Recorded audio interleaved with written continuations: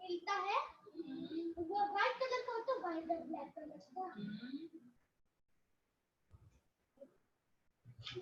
Black colour का काटना मुझे जो मैंने व्हाइट वाला था, व्हाइट और ब्लैक।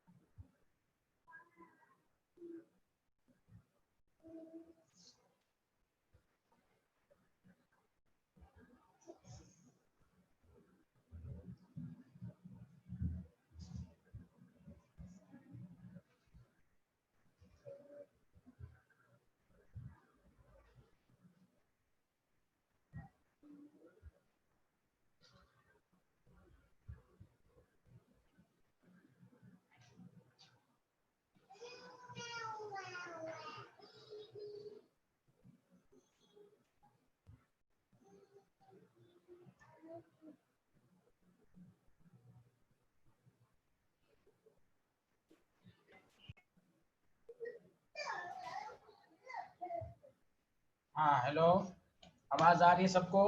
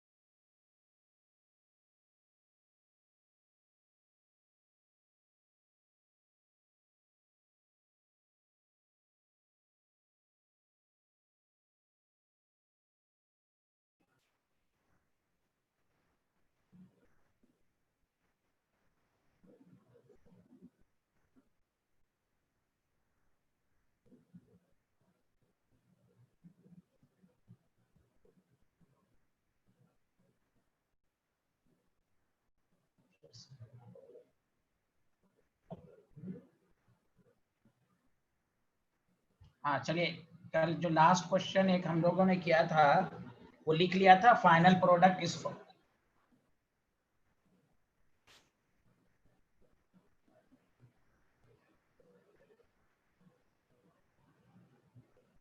चलिए हम लोग अभी ग्रुप 13 डिस्कशन कर रहे हैं, द फाइनल प्रोडक्ट्स।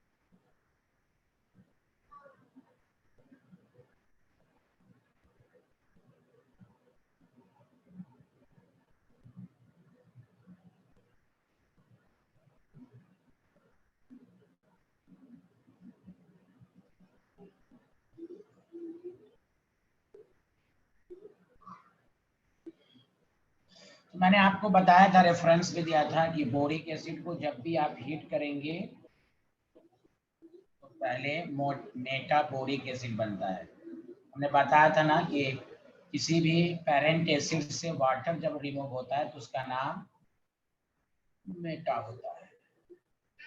लेकिन फर्दर इसमें हाइड्रोजन मौजूद है तो फर्दर आप हीट कीजिए, तो जब आपके पास यहाँ H2O हटेगा तो क्या आ जाएगा, B2O3।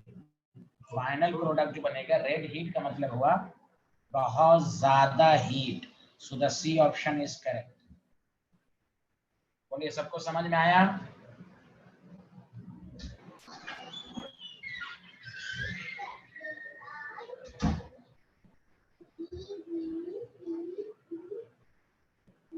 सर उस रिएक्शन में दो प्रोसेसेस, दो स्टेप्स हैं, तो सर मतलब सेकंड वाले के लिए फिर क्या दे रखा होगा क्वेश्चन में, अगर वो सेकंड वाला? बोलिए कौन सा? सर इस क्वेश्चन में जैसे इस रिएक्शन के दो स्टेप्स में हो रहा है ये, तो मतलब जो अगर मेटाबोरिक वाला बनेगा तो नहीं उसमें नहीं वो नहीं कैसे नहीं, पूछेगा फिर? नहीं नहीं नहीं, तो यहाँ रेड हीट है ना, रेड हीट है बहुत ज्यादा। फाइनल प्रोडक्ट यही रहेगा, जब भी हीट करेंगे और हाइड्रोजन अगर बच जाए तो आप जी सर। फाइनल ही लिखेंगे। Okay sir, okay. हाँ, अगर हाइड्रोजन नहीं बचा होता तो फिर हाँ, कोई कहे मेटाबोरिक एसिड क्या होता है तो आप डायरेक्ट कहिए फार्मूला HbO2। लेकिन कोई क्या फाइनल प्रो, यहाँ वर्ड भी तो लिखा हुआ, फाइनल प्रोडक्ट और obtain when boric acid heated to red hot. जब भी बोरिक एसिड को हीट करेंगे तो फाइनल प्रोडक्ट ये बनेगा। ठीक है,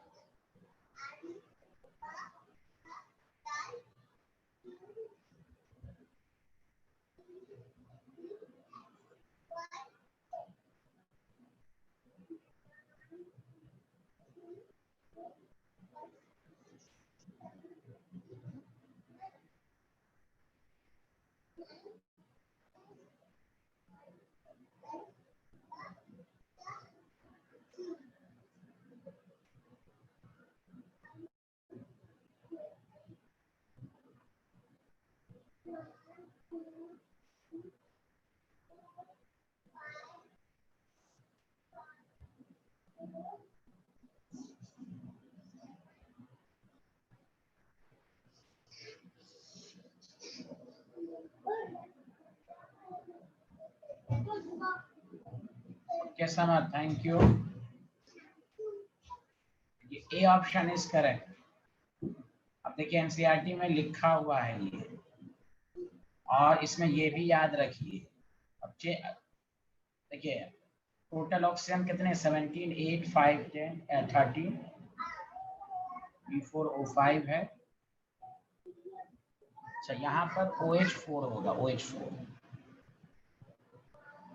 तो आपके पास 8, 4, 12, 5, 17, यहाँ पर 7, 13, सब में वही लगभग है, समझा कि नहीं? 17 सब में लग रहा है कि फार्मूला वही है, लेकिन एक्चुअल जो है नंबर ऑफ वाटर क्रिस्टलाइजेशन 8 है। तो बोरॉक्स ये मिलाकर लिखा रहता है। तो ये अपने आप में बहुत सारे क्वेश्चन आपसे पूछेगा, बोरॉक्स में एक्चुअली वाटर क्रिस्टलाइजेशन कितने हैं? तो 8, 10 नहीं है।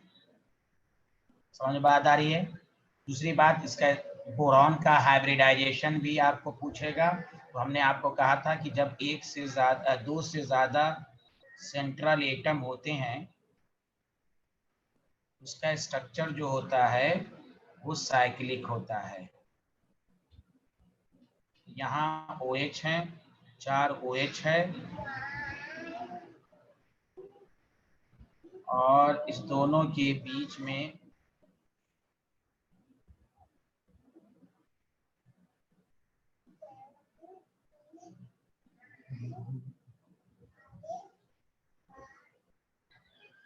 यहाँ भी इस दोनों के बीच में ऑक्सीजन है, यहाँ भी ऑक्सीजन है, यहाँ भी ऑक्सीजन है।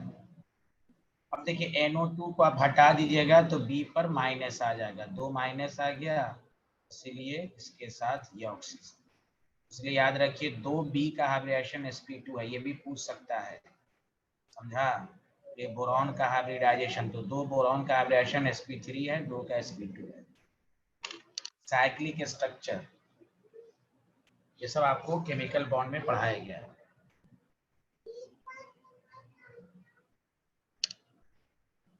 चलिए बताइए, सबको फराज, सबको समझ में आया ये वाला?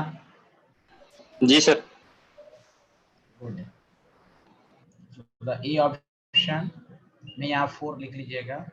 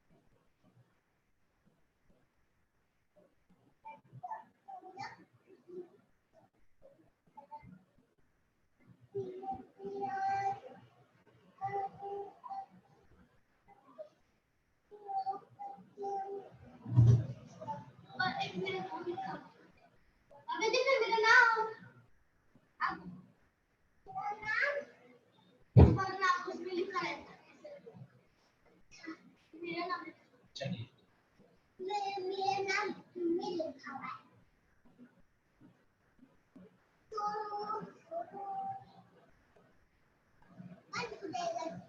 Option B.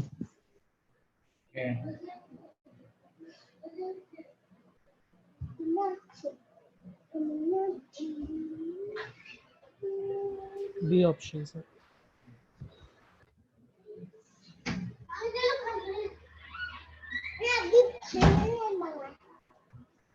देखिए बी ऑप्शन है, ये आपको नोट्स में भी है और एनसीईआरटी में एकदम खास लिखा हुआ है। देखो ग्रुप 13 के हैलाइड जो होते हैं वो MX3 होते हैं, TL। अगर ये TL I3 बनाता भी है तो इसमें TL प्लस और I3 माइनस है। चूंकि TL प्लस I माइनस के साथ स्टेबल कंपाउंड, एक तो स्टेबल कंपाउंड बना ही नहीं पाएगा, यहाँ रिडॉक्स रिएक्शन हो जाएगा, समझा? अनस्टेबल हो जाएगा। इसीलिए this is very very important concept, याद रखिए। TLI पॉसिबल हो सकता है या TLCl पॉसिबल है, TLF पॉसिबल है, TLBr पॉसिबल है। I में अगर पॉसिबल है तो I3, लेकिन स्टूडेंट समझते हैं कि यहाँ TL प्लस हो जाएगा, TL3 प्लस हो जाएगा। नहीं, TL3 प्लस अनस्टेबल होता है due to inert pair effect, inert pair की वजह से Tl पे +1, एकदम साफ एनसीईआरटी में लिखा हुआ है। जब आप पढ़िएगा तो आपको मिलेगा। ये जब फर्निश करेगा तो Tl प्लस और I3 minus, Tl plus I minus के साथ रह ही नहीं सकता, रिडॉक्स हो जाता है। That the reason B is correct answer. This is very important. सबको समझ में आया? जी जी sir. Sir.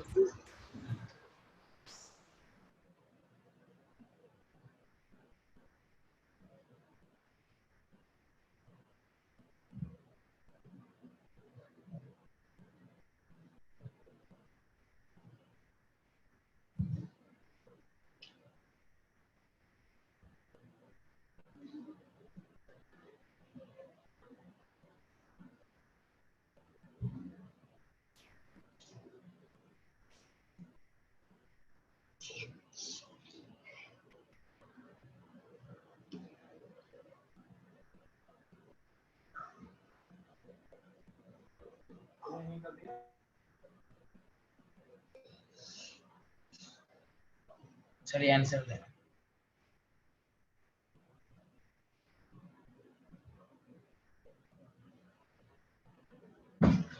Sir B option. B option, good.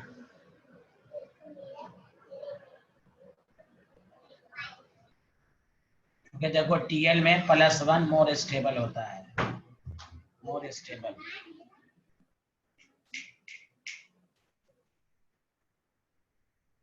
Total नहीं, मोर स्टेबल due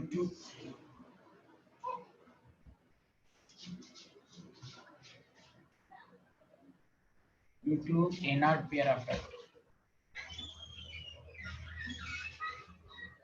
यही सब क्वेश्चन है, इसलिए बहुत ही डायरेक्ट क्वेश्चन सब है, बेसिक क्वेश्चन सब। बताइए आगे बढ़े, सबको समझ में आ रहा है भाई? जी सर। जी सर। Good। अरे दामान ये सबको आ रहा है? उमामा क्या नाम है, ये लोग चुप बैठी हैं। अरीशा तो कल से बोल ही नहीं रहे बेचारी की, बोलती बंद है। अल्लाह रहम करे इन पर। चलिए नेक्स्ट।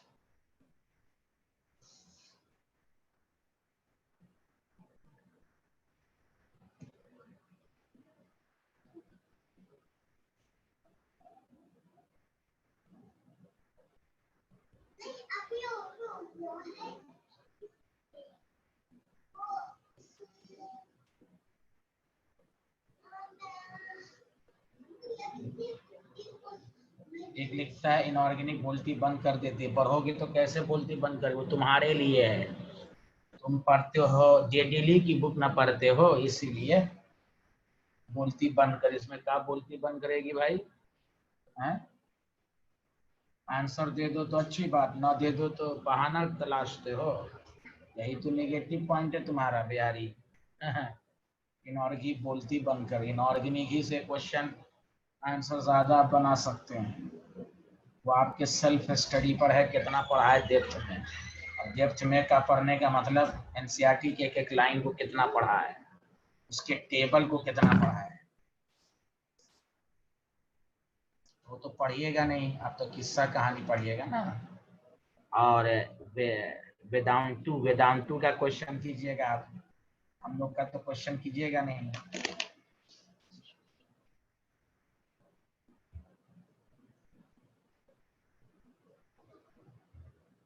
हाँ समझ भाई, सुन रहे हैं ना आप? सर बी ऑप्शन होगा आंसर। क्या, कौन सा? B option, B for Bombay. B for Bombay. Bihari हो फिर से देखो तुम आंसर, तो तुम आंसर डायरेक्ट देना चाहिए भाई, सारे लोग आंसर दो इसका। फराज गलत आंसर है।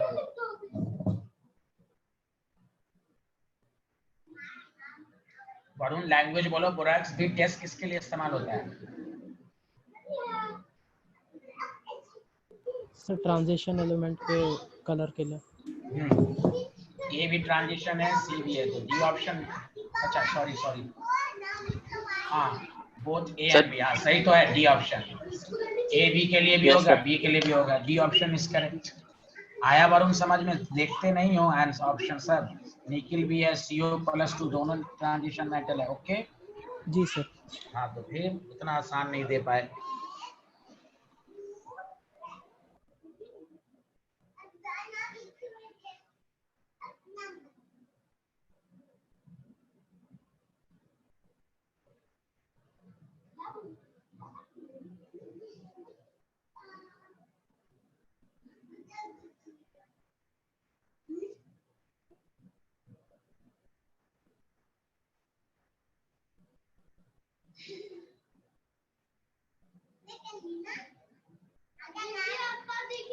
यहाँ क्लास हो रही है, चुप रहिए प्लीज।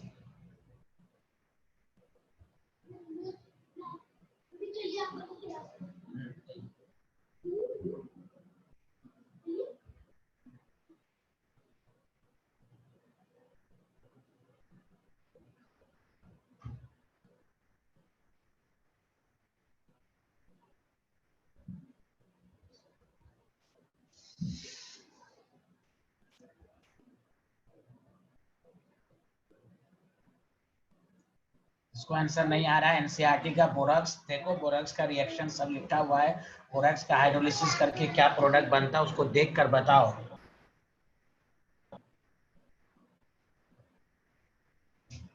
इसलिए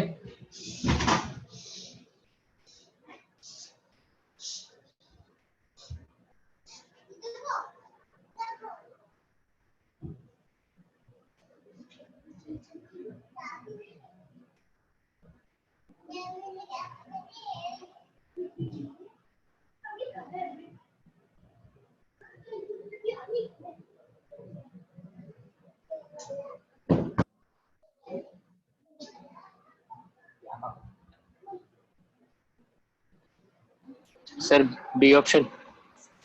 बी, अच्छा थैंक यू।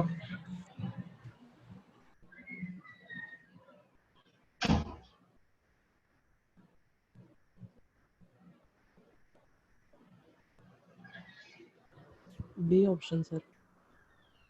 कंफर्म?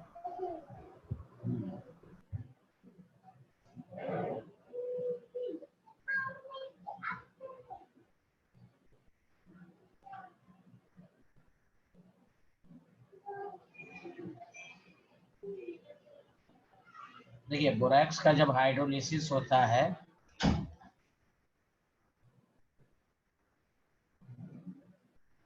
समझा कि नहीं, जब हाइड्रोलिसिस होता है तो ये NaOH बनाता है और H3 बोरिक एसिड बनाता है। तो आपको मालूम है कि ये वीक एसिड है, ये स्ट्रॉन्ग बेस है, तो नेट हाइड्रोलिसिस कौन सा मीडियम होगा? Basic medium. समझा? ये सब एनसीईआरटी में लिखा हुआ है, आप उसको पढ़िए, एक एक लाइन को पढ़िए, एक एक लाइन इसका इम्पोर्टेंट है, आप उसको पढ़िएगा, सब आपको समझ में आ जाएगा।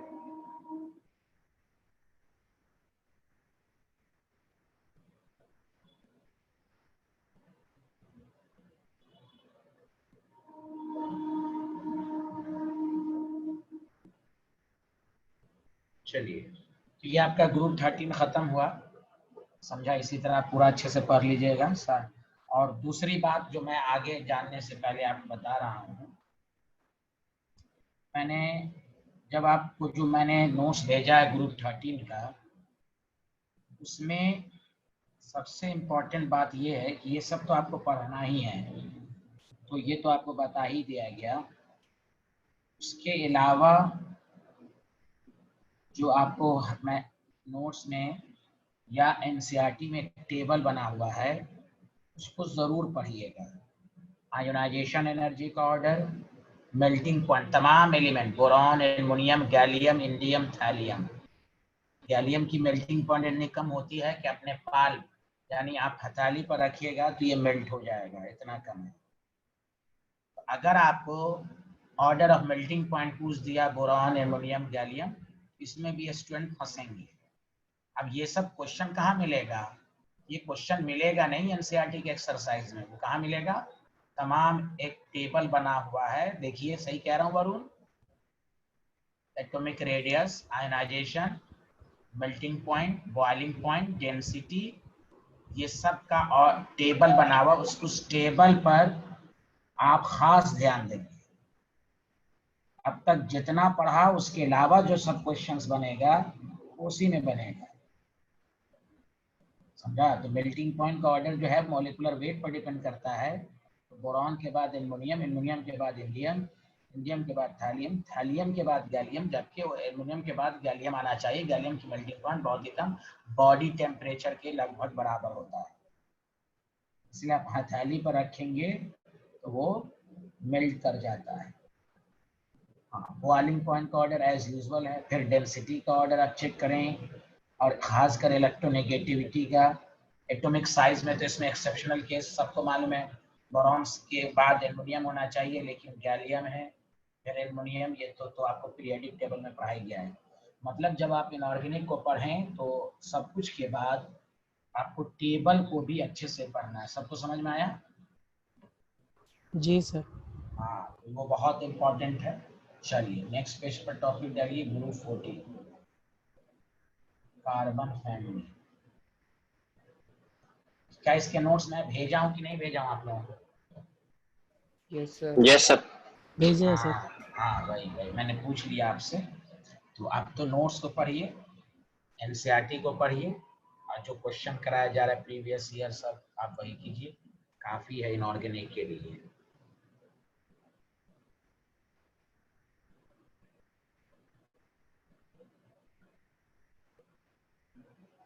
चलिए क्वेश्चन नंबर 1, और मुझे उम्मीद है कि आप आंसर देंगे। The oxide which is not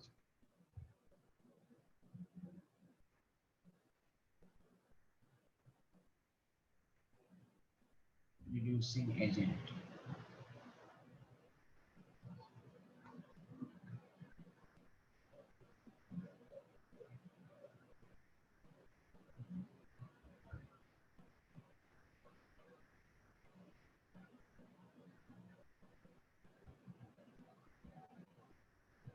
अपना आंसर तैयार रखें।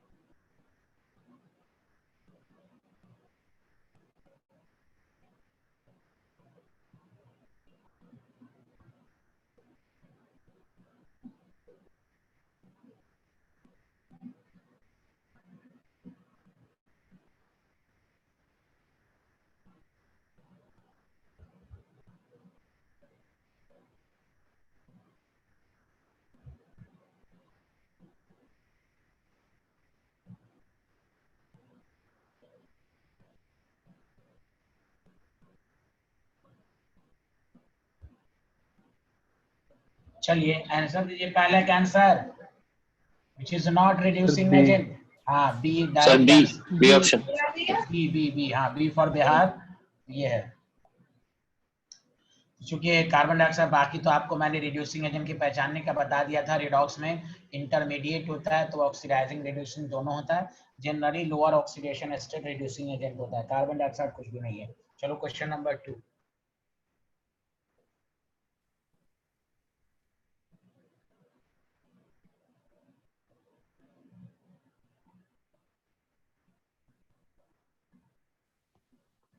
Option A. Option A. और लोग आंसर दें भाई। और लोग तो आंसर ही नहीं देते हैं, चुप रहते हैं भाई।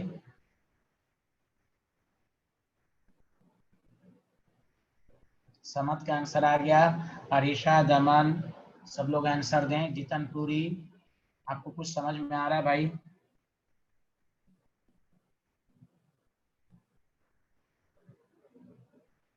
ए ऑप्शन ये पॉसिबल नहीं है, क्योंकि कार्बन के अंदर क्विक है। क्यों? Due to absence of vacant d. जब वैकेंट डी नहीं है, due to the absence of vacant d orbital, due to absence of vacant d orbital,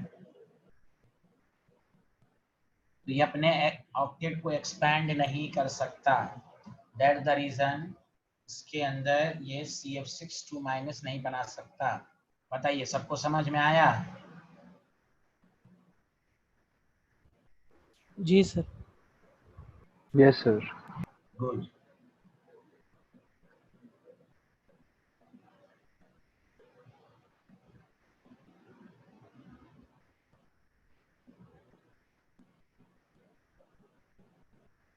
ये जो क्वेश्चन है, तुम अभी जो आप तुम्हारे पास एनसीईआरटी अगर होगी, देखोगे ये लाइन लिखा भी हुआ है।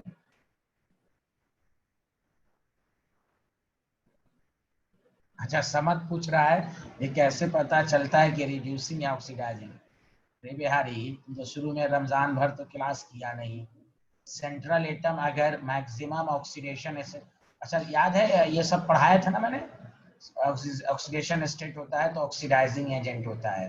Yes, sir. Central atom minimum oxidation state होता है तो रिड्यूसिंग एजेंट होता है।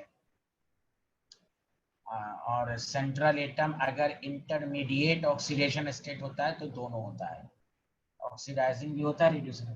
H2SO4 वगैरह ऑक्सीडाइजिंग एजेंट इसलिए +6 है, समझा? ये बातें हैं। और ओजोन आपको मालूम है ऑक्सीडाइजिंग एजेंट सब है, ये सब से आपको आंसर मिल जाएगा। खैर चलिए, अल्लाह, तो मैं ये कह रहा था ये जो क्वेश्चन मैं दे रहा हूँ आप एनसीईआरटी में पढ़िएगा। आपको ये स्कूल लेवल पर भी पूछा जाता है तो वहाँ पूरा रीजन लिखते हैं, यहाँ ऑप्शन में दिया रहेगा आपको। PI4 and PBr4 are not found. देखिएगा, आपको होगा, पढ़िएगा अच्छे से। तो अच्छा, जब इस तरह का क्वेश्चन आपसे ना बन पाए, और से सुनिए, तो ऑप्शन आपको आंसर, अगर आपने कुछ भी जानते हैं तो ऑप्शन आपको आंसर देगा। इस तरह के क्वेश्चन को, पूरे ऑप्शन को देखिए।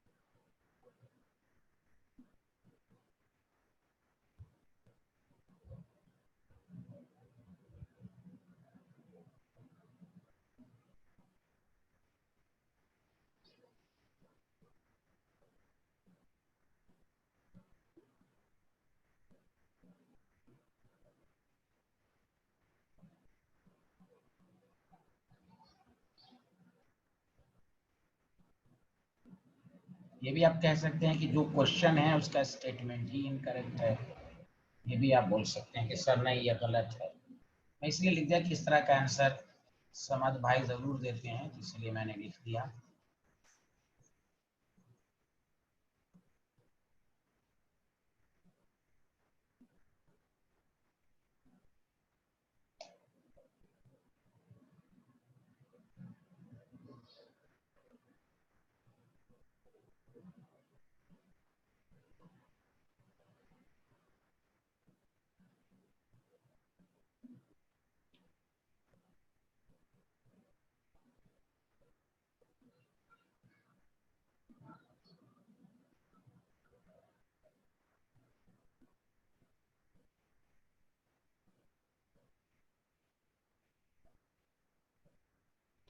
अच्छा, एनसीईआरटी है तुम लोग के सामने? जी सर। 316 पेज खोलो। ऐसे मैं आंसर बताऊंगा, पूरा अच्छे से लिखवा भी दूंगा, लेकिन मैं इसलिए सब आपको दिखाना चाहता हूँ। यहाँ पर एस नाम का स्टूडेंट है, उसको यकीन नहीं रहता है क्वेश्चन कैसे आते हैं। तो अफान, उमामा, अरीशा, दमन, सबके पास बुक है? नबीला? Yes sir. हाँ देखो, एक टॉपिक है रिएक्टिविटी टुवर्ड्स हैलोजन 316, दिखा आपको? जी सर। देखो लिखा हुआ है ना 4-5 लाइन में के बाद, PbI4 does not exist, देखो लिखा हुआ है, जी sir. because PbI bond initially formed during the reaction does not release, यानी यहाँ पर थोड़ा सा आपको इस रिलीज वगैरह के फॉर्म में लिखा हुआ है, यानी डज नॉट एग्जिस्ट। अब गौर से सुनो, यहाँ पर ऑप्शन जो दिया हुआ है, सारे लोग गौर से सुनो, यानी सी ऑप्शन आपका यहाँ पर रीजन है, उसका रीजन गौर से सुनो। हम लोग पढ़ते हैं ना F2Cl2 Br2I2 oxidising, hydrogen oxidising agent है। अगर हम ऑर्डर ऑफ ऑक्सीडाइजिंग पावर की बात करें तो तुम पढ़ चुके हो F2Cl2 गेन करने की टेंडेंसी है, लेकिन उल्टा देखो, ऑर्डर ऑफ रिड्यूसिंग एजेंट कौन होगा? I minus, then Br minus, सही लिख रहा हूं बोलो, then Cl minus, then F minus. देखो ये I माइनस इतना पावरफुल रिड्यूसिंग एजेंट है कि Pb+4 I minus Br minus के साथ रहना पसंद ही नहीं करेगा। और से सुनो, because Br minus and I minus are highly reducing agent, देखो आर हाईली रिड्यूसिंग एजेंट, इसलिए Pb+4 जो है ना, Pb+4 आयन आप लिख सकते हैं can't survive in presence of, कहते हैं ना भाई इसके साथ सरवाइव नहीं कर सकता, in presence of I minus and Br minus. वो देखो इसलिए लिखा है ना, ये जल्दी से इसको रिड्यूस कर देगा, are able to reduce Pb+4। सबको समझ में आया कि नहीं बोलो? Yes sir.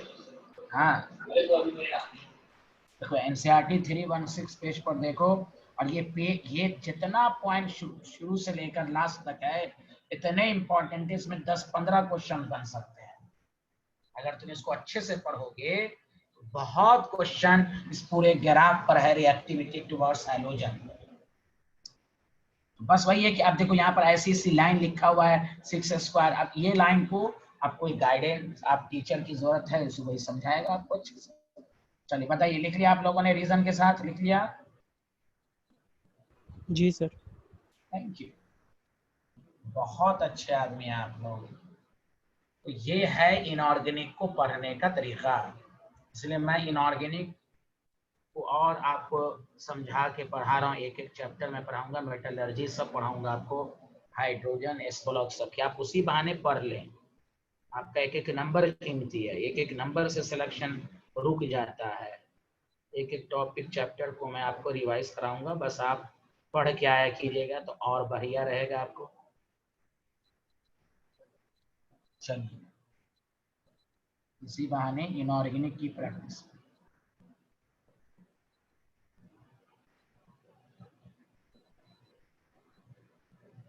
एक मिनट रुकिए, एक स्टूडेंट कह रहे हैं कि मेरे पास 14 का नोट्स ही नहीं आया है।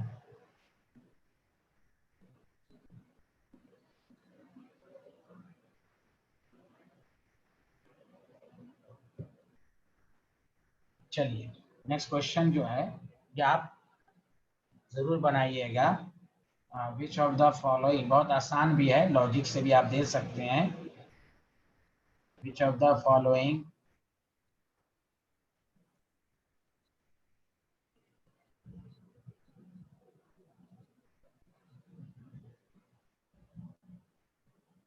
और अफान कहाँ हो तुम, दिल्ली में हो कि बिहार में हो?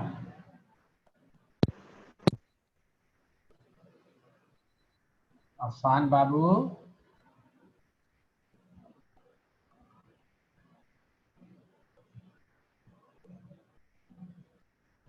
बाबू Affan,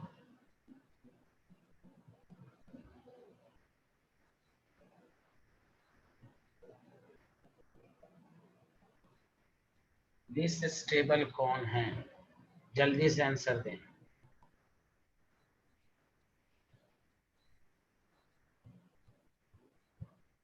D option sir, inert peripheral. अभी पढ़ा भी ये इसके साथ रह ही नहीं पाएगा, लेकिन ये स्टेबल है ये नहीं है, अभी पढ़ा भी ना आपने। और Pb+4 भी स्टेबल नहीं है, और अभी आपने पढ़ा रिड्यूस कर देगा, ये एग्जिस्ट ही नहीं करता है। सर PbI4 तो बन ही नहीं सकता, इसलिए हाँ ये नॉट स्टेबल, लीस्ट स्टेबल है ना, यही ना Yes, कहना sir. चाह रहे हैं। हाँ yes sir, yes.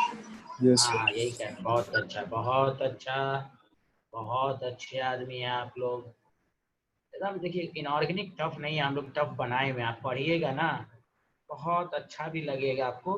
Periodicity, periodic table और केमिकल बॉन्ड, पहले तो इस दोनों को मजबूती के साथ आप पढ़ लीजिए, इसको पढ़ लीजिएगा ना तो आपका ज्यादातर क्वेश्चन सॉल्व हो जाएगा। बाकी यही है कि प्रिपरेशन, बोरैक्स, डाइबोरेन, इन सब की प्रॉपर्टीज को पढ़ना मेनली ये है, टफ नहीं है, आप इम्पोर्टेंस दीजिएगा। नेक्स्ट, मैं इसी से रिलेटेड क्वेश्चन दे रहा हूँ, उस पैराग्राफ पर क्या क्या क्वेश्चन बन सकता है।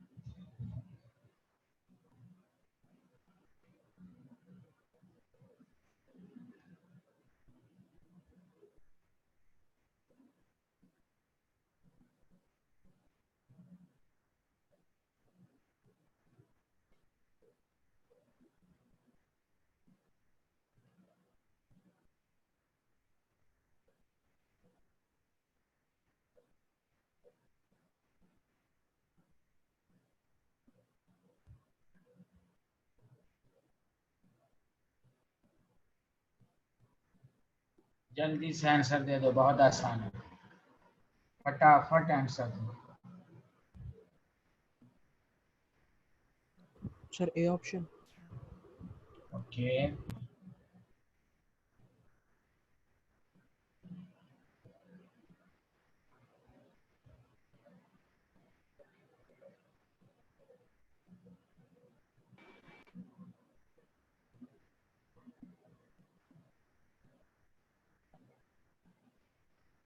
ए ऑप्शन करेक्ट है। टेट्राहाइलाइड में +4 स्टेबल होता है, thermal stability, A option is correct. बताओ सबको भाई, अनम्यूट करके बोलो, सबको समझ में आ रहा है?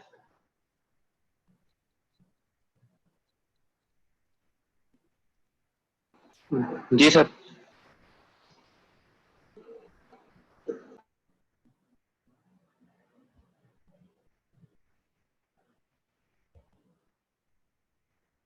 उसी पैराग्राफ में तुम पढ़ोगे सही से, द रिएक्टिविटी टुवर्ड्स हैलाइड में, तो उसी के पैराग्राफ्स में बेसिस पर इस क्वेश्चंस को भी करो।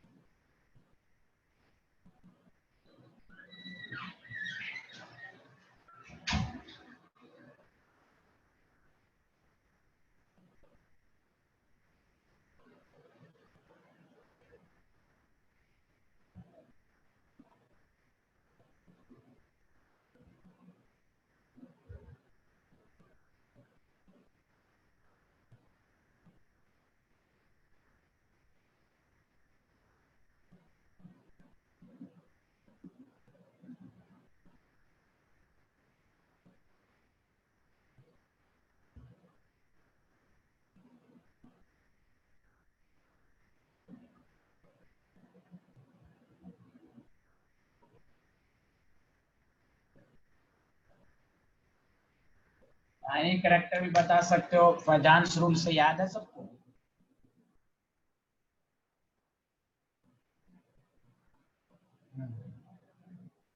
हाँ भाई, एक स्टूडेंट का आंसर भी आया भाई, आप लोगों का आंसर बताइए।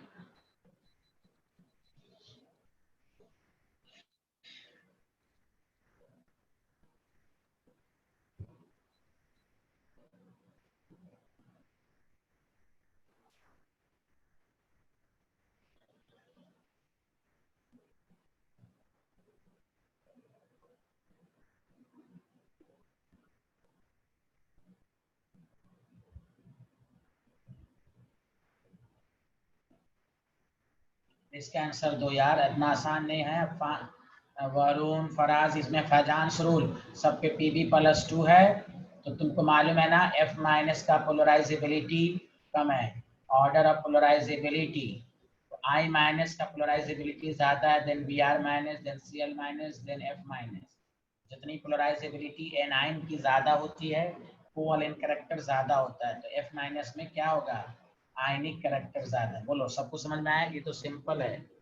वही तो मैं कह रहा हूँ कि पीरियोडिक टेबल और केमिकल बॉन्ड मजबूत होगा तो आपकी इनऑर्गेनिक मजबूत हो जाएगी। बस इनऑर्गेनिक में जो कंपाउंड की प्रिपरेशन सब है उन सबको देखना पड़ेगा, प्रिपरेशन, कौन हाइलाइट वगैरह, ये सब जो कंपाउंड है उन सबको पढ़ना पड़ेगा बस। बोलो, सबको समझ में आया? Yes sir.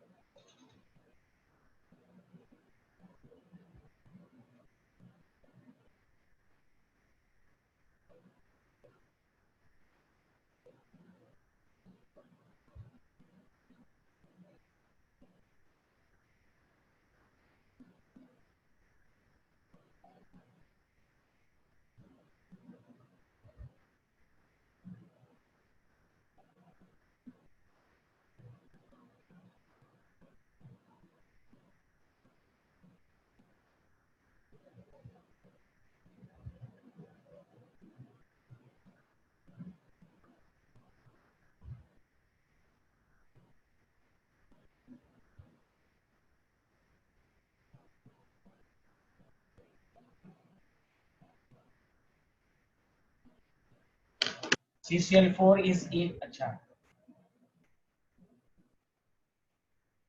is inert towards hydrolysis। CCl4 आसानी से हाइड्रोलाइज नहीं होता, यानी रूम टेम्परेचर पर तो होता ही नहीं है, जाएगी नहीं।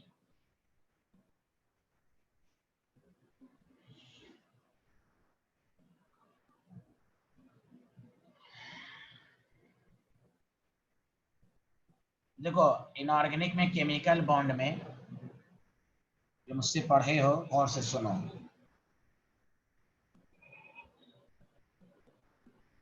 सी ऑप्शन है इसका, ए ही ऑप्शन है। पहले तो सुनो अच्छे से, कंडीशन फॉर हाइड्रोलिसिस याद रखो इनऑर्गेनिक में, 99% क्वेश्चन इसी से हो जाएगा। हाइड्रोलिसिस की कंडीशन है कि one bonded atom should have vacant orbital। Vacant orbital होगा तभी वो ऑक्टेट को एक्सपैंड कर पाएगा। दूसरा ये है, ये भी याद रखो, एंड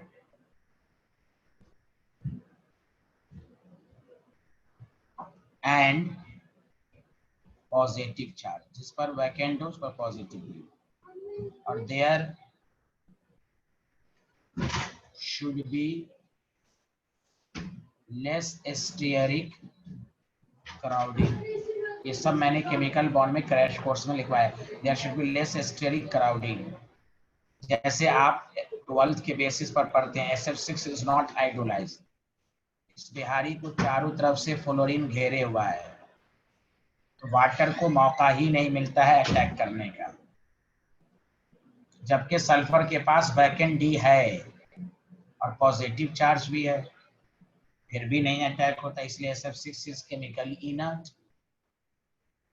वही हाल CCl4 में कार्बन 4 बॉन्ड बना रहा है, कार्बन के पास वैकेंट डी है ही नहीं। वैकेंट डी जिसमें होता है ना, वही ऑक्टेट एक्सपैंड करता है। दोनों कंडीशन है हाइड्रोलिसिस में, कोई आयनाइजेशन एनर्जी का कंसेप्ट नहीं होगा, ना इलेक्ट्रोनेगेटिविटी का कंसेप्ट होगा, कुछ नहीं। One bonded atom should have vacant orbital, that the reason. ये ऑप्शन जो है, carbon can't expand its octet but silicon can expand its octet. अब देखिए एनसीईआरटी को पढ़िए है, उसमें लिखा हुआ। बताइए सबको समझ में आया ये वाली बातें? उसको लिखना है लिख लें। Yes sir.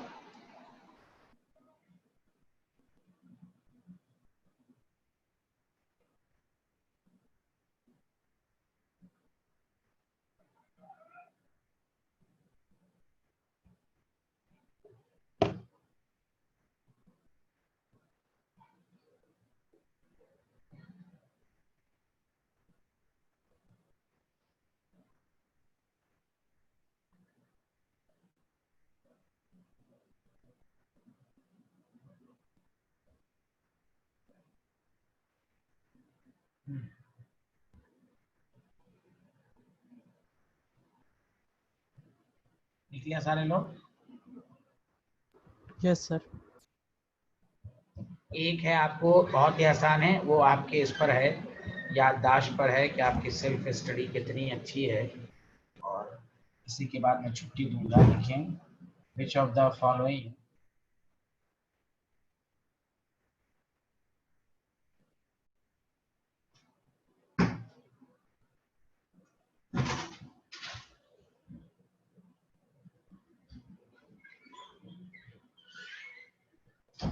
सिंदूर। सिंदूर समझते हो ना सारे लोग?